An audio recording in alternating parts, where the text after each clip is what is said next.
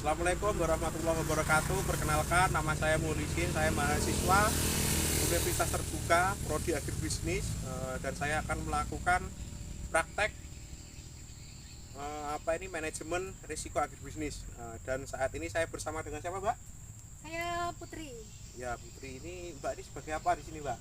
Saya alhamdulillah sebagai pemilik kebun Mbak, jadi saya mau bertanya-tanya nih, Mbak, tentang kebun kelapa sawit Mbak ini. Boleh, boleh. Yang pertama ini, Mbak, tentang profil usaha ini, Mbak. Berapa luas lahan kelapa sawit yang Mbak kelola ini? Di saya sebagai pemilik, nanti yang ngelola ada lagi Mas Fida. Kurang lebih sekitar 25 hektar. 25 hektar ini, Mbak. Berapa lama usaha sawit ini Anda jalankan, Mbak? Umurnya mungkin ya? Iya, umurnya. Umur ya. Ini kalau untuk segini nih, ukuran segini sekitar 6 tahun. Oh, 6 tahun, Mbak, ya. Ini untuk resiko keuangan ini, Mbak. Resiko keuangan yang paling sering Mbak alami ini, Mbak. Itu apa? Ini apa namanya? Bisa jadi fluktuasi harga, keterlambatan pembayaran, biaya operasional meningkat, atau pembiayaan pinjaman tuh apa ini, Mbak, rata-rata? Kalau resiko keuangan yang paling ada, yang paling sering, sebenarnya nggak sering juga sih, jarang. Tapi yang lebih sering ada ya.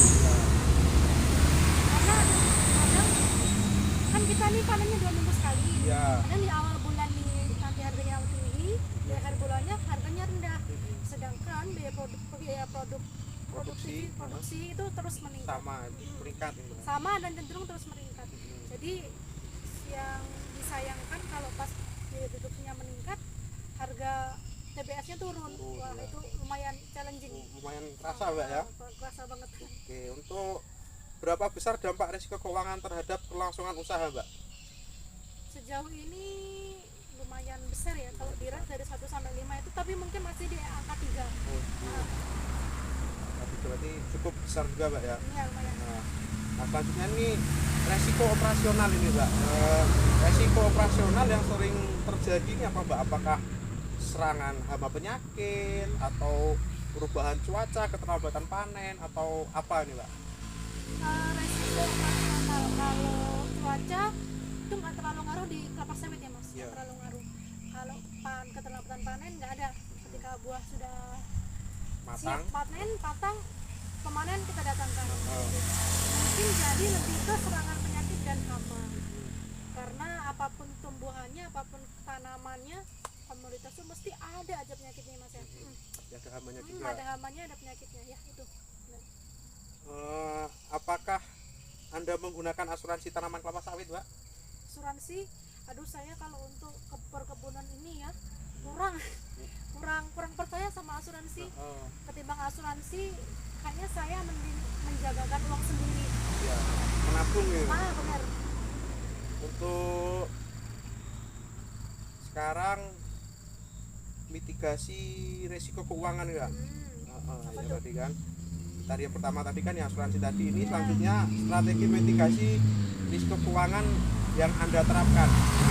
Apakah diversifikasi pasar berbeli, mengatur arus kas, pengajuan pinjaman, atau menjual hasil panen segera setelah dipanen gitu, Pak?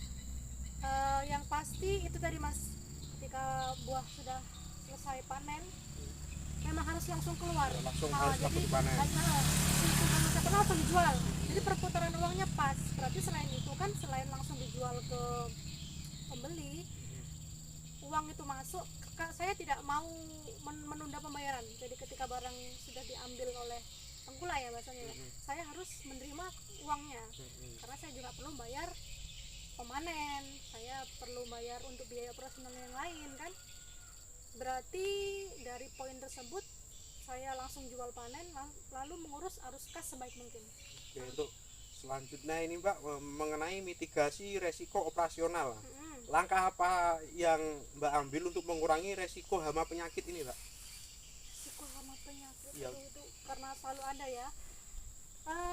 Kalau penyakit nih, kita identifikasi dulu penyakitnya apa. Setelah diidentifikasi, terus kita tahu nih jenis penyakitnya, kayak contohnya ganoderma deh. itu kan menyerang tanaman dari akar ya. Ya.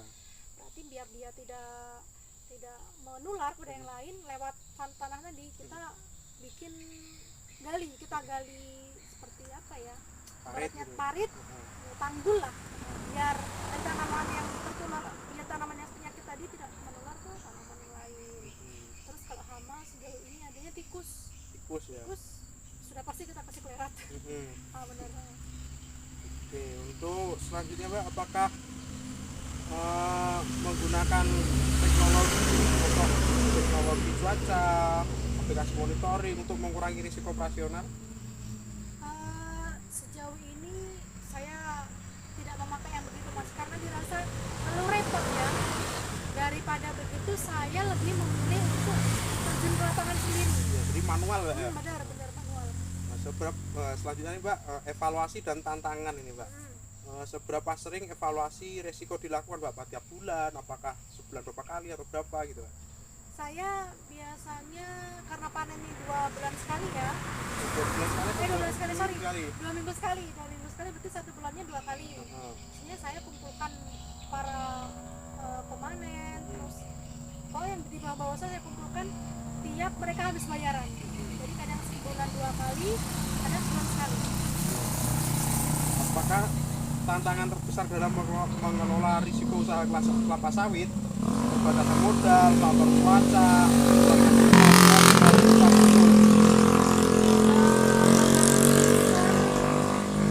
Pasti dari modal ya, pertama dari modal. Karena saya bisa mengembangkan 25 hektar ini selain dari warisan orang tua, itu dari pinjaman juga, itu dari pinjaman bank. Apakah Anda sudah merasa manajemen risiko dalam usaha kelapa sawit ini sudah maksimal? Saya rasa cukup. Kalau dibilang maksimal mungkin belum karena ya panen juga ada yang masih ada kurangnya gitu. Jadi saya rasa sejauh ini cukup. Oke, terima kasih Mbak atas waktunya. Saya ucapkan terima kasih. Ya, baik.